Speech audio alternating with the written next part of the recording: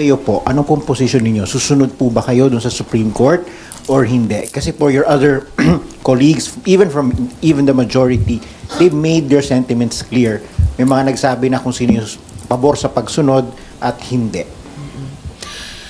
Lagi kong nirerespeto din ang Korte Suprema tulad ng inaasahan kong mutual respect nila sa iba pang mga branches of government. Kasama na ang legislature kung saan nakapabilang ang Senado.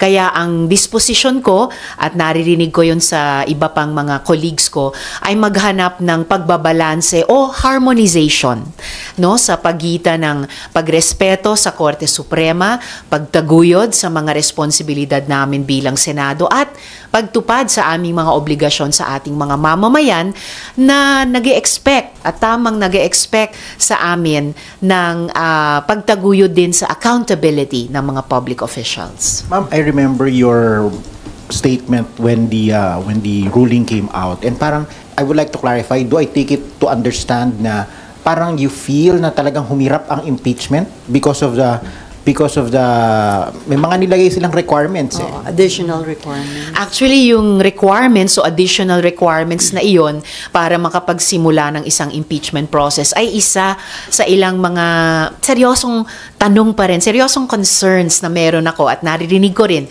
sa ibang mga colleagues ko sa recent development na ito ng desisyon ng Korte Suprema, na habang dumadaan yung mga araw ay sinasabi na rin ng ibang mga constitutionalists at legal experts, at palalim ng palalim yung mga concerns na ipinapahayag nila papunta na sa konstitusyon, papunta na sa mismong demokrasya natin. So in a sense, humihirap o bumibigat yung aming responsibilidad sa ngayon na klaruhin itong mga lumalabas na concerns tungkol sa impeachment process per se, para magabayan kami sa kasalukuyang impeachment at yung implikasyon din ito sa mga posibleng susunod pang mga impeachment process sa mga susunod na maraming taon pa.